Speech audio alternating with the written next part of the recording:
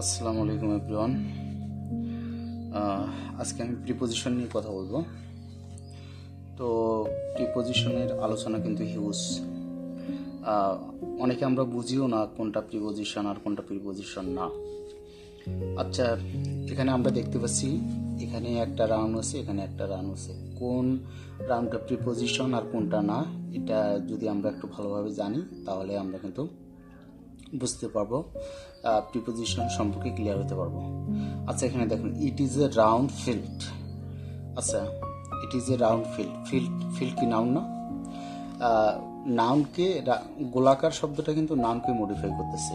তাহলে নাউনকে যা কিছুই মডিফাই করুক সেটা অবশ্যই অ্যাডজেক্টিভ। আর এখানে দেখেন, the earth moves around the sun. আচ্ছা, এখানে দেখেন, এই যে সান, দ্য সান, এটা কিন্তু সূর্য।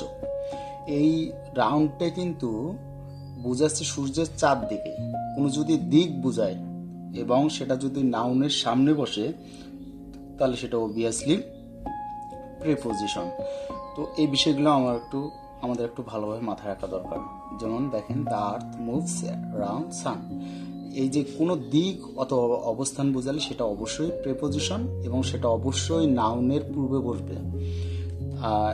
প্রিয় অর্থ পূর্বে, পজিশন অর্থ অবস্থান। তাহলে কিসের পূর্বে অবস্থান? নাউনের পূর্বে অবস্থান। নাউনের পূর্বে অবস্থান করে যদি কোনো দিক অথবা কোনো কিছু বোঝায় তাহলে এটা অবশ্যই প্রিপোজিশন। আচ্ছা, এখানে দেখেন, পরবর্তী এক্সাম্পলটা আমরা দেখি। নান ইজ অ্যাবভ ক্রিটিসিজম। পরের সেন্টেন্সটা দেখেন, the above sentence is not correct. তাহলে প্রথমে সেন্টেন্সটা আমরা কি দেখলাম? নান ইজ অ্যাবভ ক্রিটিসিজম। এই যে ক্রিটিসিজম, যদি শেষে যদি কোনো ওয়ার্ডের শেষে যদি ISM অথবা SM থাকে সেটা অবশ্যই কিন্তু নাউন। তাহলে এখানে দেখেন, নাউনের পূর্বে যেহেতু অ্যাবভ বসছে এবং মানে কেউ সমালোচনার ঊর্ধ্বে নয়, নান ইজ অ্যাবভ ক্রিটিসিজম মানে কেউ সমালোচনার ঊর্ধ্বে নয়, এই যে একটা অবস্থান বোঝাচ্ছে, তাহলে এটাই কিন্তু অ্যাবভ কিন্তু এখানে প্রিপোজিশন। আচ্ছা, এখানে দেখেন, দ্য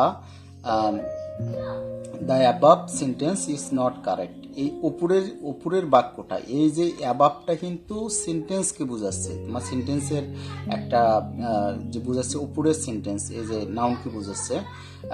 তাহলে যদি নাউনের যদি নাউনের অবস্থান বোঝায় অথবা নাউনের সংখ্যা, পরিমাপ, দোষ, গুণ বোঝায়, সেক্ষেত্রে সেটা কিন্তু হয়ে যাবে অ্যাডজেক্টিভ। তাহলে এখানে এই অ্যাবাবটা হচ্ছে অ্যাডজেক্টিভ, এই অ্যাবাবটা হচ্ছে অ্যাডজেক্টিভ। তাহলে আমরা এখানে একটু দেখি, কিছু কিছু ওয়ার্ডের পরে কিন্তু কি বসে? টু বসে। যেমন ডিট্রাইমেন্টাল মানে হচ্ছে ক্ষতিকার, ইনডিফারেন্ট মানে হচ্ছে উদাসীন। তারপরে এখানে অ্যাডজাসেন্ট মানে নিকটে, প্রিফার মানে কি? পছন্দ করা, প্রিফারেবল পছন্দনীয়, অল্টারনেটিভ। তারপরে কিন্তু অবশ্যই টু বসবে। এই যে indifferent to, adjacent to, prefer to, detrimental to, preferable to, এগুলোর পরে কিন্তু অবশ্যই টু বসে। আচ্ছা, দেখেন, এটা এক্সাম্পল 29তম বিসিএসে আসছিল, there is no alternative to training. এই ট্রেনিংয়ের বিকল্প কোনো কিছু নেই, ট্রেনিংয়ের বিকল্প কোনো কিছু নেই। তাহলে এখানে দেখেন, many prefer donating money to distributing. এই যে প্রিফার শব্দটা কিন্তু এখানে আছে। প্রিফার শব্দটা যেখানে থাকুক, এই শব্দগুলো, এই যে ডিটারমেন্টাল, ইনডিফারেন্ট, অ্যাডজাসেন্ট, তো এটা একটু দেখেন, প্রিফার কথাটা কিন্তু এখানে আছে। তারপরে এখানে আছে ডোনেটিং মানি টু ডিস্ট্রিবিউটিং। তাহলে এখানে দেখেন, প্রিফারের পরে অবশ্যই কিন্তু প্রিপোজিশন টু বসবে। তারপরে এখানে দেখেন, স্মোকিং ইজ ডিট্রাইমেন্টাল টু হেলথ। তাহলে এখানে হচ্ছে স্মোকিং ইজ ডিট্রাইমেন্টাল টু হেলথ, তার মানে হচ্ছে এই যে ডিটারমেন্টাল শব্দটা থাকার পরে কিন্তু টু বসছে। তারপরে দেখেন, পরবর্তী একটু ইম্পর্টেন্ট আলোচনা, যেখানে কি আছে? ইন্টারেস্ট টু সামবডি বা কোনো ব্যক্তি যদি দেখেন প্রিপোজিশনের এই যে ইন্টারেস্টের পূর্বে যদি কোনো ব্যক্তি থাকে তাহলে কিন্তু টু হবে। আর যদি ইন্টারেস্টের পূর্বে যদি কোনো বস্তু থাকে তাহলে কিন্তু কি হবে? উইথ হবে। সামথিং মানে কোনো বস্তু, সামবডি মানে কোনো ব্যক্তি। তাহলে এখানে দেখেন, government has been interested, to হবে না উইথ হবে, ইলেক্টেড পলিটিশিয়ান, পলিটিশিয়ান মানে কি, এটা পলিটিশিয়ান মানে রাজনীতিবিদ, এটা একজন ব্যক্তি না, এখানে বাস্তব, এটা কিন্তু বাস্তব বিশেষে আসছে। তাহলে এখানে দেখেন ব্যক্তি যেহেতু, তাহলে এখানে কি হবে, টু হবে। এই যে আমরা প্রথমে পাইছি সামবডি টু, কারণ ব্যক্তি হলে অবশ্যই কি হবে, টু হবে। তারপরে সেকেন্ড সেন্টেন্সটা একটু দেখেন, the children were interested to with the care of their uncle.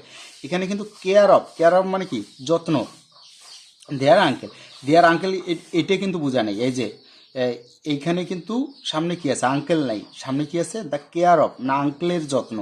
তার মানে হচ্ছে শিশুরা তার চাচার যত্ন কি বিশ্বাস করে। তাহলে এখানে দেখেন, এখানে কিন্তু উইথ হবে, যেহেতু এখানে যত্ন বোঝাচ্ছে, এখানে কোনো একটা যত্ন একটা কোনো বস্তু হিসেবে আমরা ধরতে পারি, সেক্ষেত্রে কিন্তু হবে উইথ। আর যদি কোনো ব্যক্তি বোঝায় তাহলে অবশ্যই কিন্তু ইন্টারেস্টের পূর্বে যদি কোনো ব্যক্তি থাকে বা, তাহলে আমরা সেটাকে কি হিসাবে ধরবো, তারপর ইন্টারেস্টের পরে আমরা টু বসাবো। তাহলে এখানে একটু দেখেন, ভেরি ভেরি ইম্পর্টেন্ট একটা কোশ্চেন এখানে দেখেন, ক্রেডিট টু, যদি এখানে অ্যাকাউন্ট অথবা কোম্পানি থাকে, তাহলে ক্রেডিটের পরে যদি অ্যাকাউন্ট বা কোম্পানি থাকে অবশ্যই আমরা টু বসাবো। আর ক্রেডিটের পরে যদি মানি অথবা সামথিং বা কোনো বস্তু থাকে তাহলে আমরা কি বসাবো, উইথ বসাবো। আচ্ছা এখানে দেখেন ক্রেডিট ওয়ার্ডটা পাইছি, তারপরে আমরা একটু দেখতে হবে তারপরে কি আছে, এখানে গ্যাপের পরে কি আছে, অ্যাকাউন্ট আছে, এখানে কি আছে, অ্যাকাউন্ট আছে। তাহলে আমরা এখানে অবশ্যই কি বসাবো, তাহলে কি বসাবো, টু বসাবো। আর এখানে দেখেন ক্রেডিটের পরে কি আছে, এখানে মাই অ্যাকাউন্ট কিন্তু পূর্বে আছে, যাই হোক ক্রেডিটের পরে আমরা কি পাইছি, টাকা বা মানি অথবা সামথিং। তাহলে টাকা পাইলে অবশ্যই আমরা কি বসাবো, উইথ বসাবো, অবশ্যই কি বসাবো, উইথ বসাবো। এটা আরও একটু ক্লিয়ার হল, ক্রেডিটের পরে গ্যাপের পরে যদি এখানে অ্যাকাউন্ট থাকে, অ্যাকাউন্ট অথবা কোম্পানি থাকে তাহলে আমরা টু বসাবো।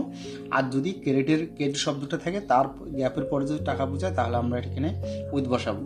এই সেন্টেন্সটা একটু দেখা গেলে একটু দেখেন, the invention of industrial robot is credited to the, এখানে কিন্তু কোম্পানি থাকার কারণে এখানে কিন্তু টু হয়েছে। ক্রেডিটের পরে যদি অ্যাকাউন্ট আসে অথবা কোম্পানি আসে তাহলে কিন্তু হবে টু।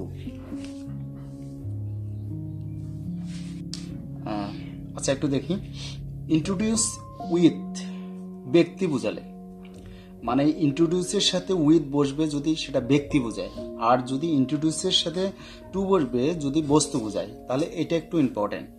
ইন্ট্রোডিউসের সাথে ব্যক্তি থাকলে উইথ, ইন্ট্রোডিউসের পরে যদি কোনো ব্যক্তি বোঝায়, শব্দটার পরে যদি কোনো ব্যক্তি থাকে তাহলে আমরা কি বসাবো, উইথ বসবো। আর যদি ইন্ট্রোডিউসের পরে যদি কোনো কি থাকে, বস্তু থাকে, তাহলে আমরা টু বসাবো।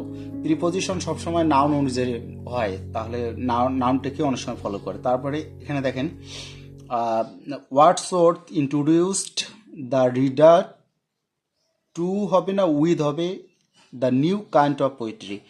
মানে ওয়ার্ডসওয়ার্থ নামে এক ধরনের কবি আছে, প্রকৃতির কবি, তো উনি নতুন এক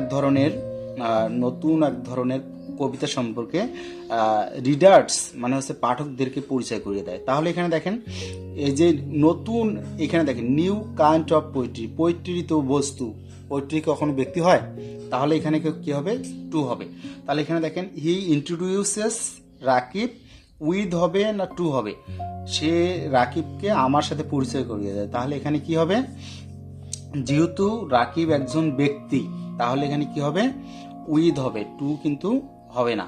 তাহলে এখানে দেখেন, এখানে আরেকটা গুরুত্বপূর্ণ প্রশ্ন, এখানে দেখেন ওভার দ্য ফোন আর বাই দ্য ফোন। যদি দেখেন, যদি এখানে একটু এটা মনে রাখার জন্য একটা টেকনিক বলি, যদি আপনারা কি দেখেন ফোনের সাথে দা দেখেন তাহলে প্রিপোজিশন বসাবেন ওভার। আচ্ছা এখানে দেখেন তো, দা ফোন এটা একটা বড় ওয়ার্ড না, প্রিপোজিশন বাই, ওভার বাই এসছে একটু বড় না, একটু কোয়ান্টিটির দিক থেকে তো বড়। তাহলে কোয়ান্টিটির দিক থেকে যদি বড় হয় তাহলে আমরা কি করতে পারি, আমরা অবশ্যই ওভার থাকলে যদি দা ফোন দেখি, যদি একটু পরিমাণে বড় হলো তাহলে ওভার দেবো, আর যদি শুধুমাত্র ফোন থাকে তাহলে হচ্ছে বাই দেবো। তাহলে এটা আমরা ক্লিয়ার হইলাম। আর কিছু ওয়ার্ড যেমন ডিভয়েড অফ হয়, ডিভয়েড অফ মানে এড়িয়ে চলা, বোস্ট অফ অহংকার করা। তাহলে প্রাউডের সাথেও কিন্তু আবার অফ হয়, তাহলে প্রাউড অফ মানে হচ্ছে অহংকার করে, অ্যাসিউর অফ মানে নিশ্চিত, তারপরে হচ্ছে অ্যাসাম্পড অফ লজ্জিত। তাহলে এগুলার পরে কিন্তু সবসময় অফ হয়, ঠিক আছে। যেহেতু সময় কম এবং পরবর্তীতে আরও একটা পার্ট আসবে, ওই পার্টটা দেখার জন্য সবাইকে আমন্ত্রণ। তাহলে এখানে দেখেন ইন টাইম, আর্লি আনাফ, নির্দিষ্ট সময়ের পূর্বে। নির্দিষ্ট সময়ের যদি পূর্বে হয় তাহলে সেক্ষেত্রে কিন্তু ইন টাইম, মনে করেন একটু সময় নিয়ে কোথাও গেলেন, একটু সময় নিয়ে একটু সময়ের আগে গেলেন, তাহলে সেক্ষেত্রে হবে ইন টাইম। আর অন টাইম একেবারে কারেক্ট সময়ে, রাইট টাইম মানে সঠিক সময়ে। তাহলে এই বিষয়টা আমাদের একটু মাথায় রাখতে হবে। তাহলে সেন্টেন্স উদাহরণগুলো দেখলে আমরা ক্লিয়ার হবে। We go to the airport, আমরা এয়ারপোর্টে যাই in time to have a coffee before checking. তাহলে হচ্ছে আমরা এয়ারপোর্টে যাই, এয়ারপোর্টে যেয়ে কি করি, চেকিংয়ের পূর্বে আমরা এয়ারপোর্টে যেয়ে কী খাই, কফি খাই। তাহলে কফি পান করি। তাহলে এখানে দেখেন এই সময়ের পূর্বে গেছে বা সময়ের একটুখানি হালকা একটু আগে গেছে, সেই জন্য কিন্তু এখানে কি হবে, ইন টাইম হবে, এখানে ইন হয়েছে। তাহলে এখানে দেখেন the plane took off on time, the প্লেনটা কি সময় মতো ছেড়ে গেছে, টুক অফ। তাহলে এখানে দেখেন টুক অফ অন টাইম, সময় মতো। তাহলে কোনো কিছু সময় মতো হয় তাহলে অবশ্যই কি হবে, অন টাইম। এই জিনিসটা মাথায় রাখবেন। Thank you very much.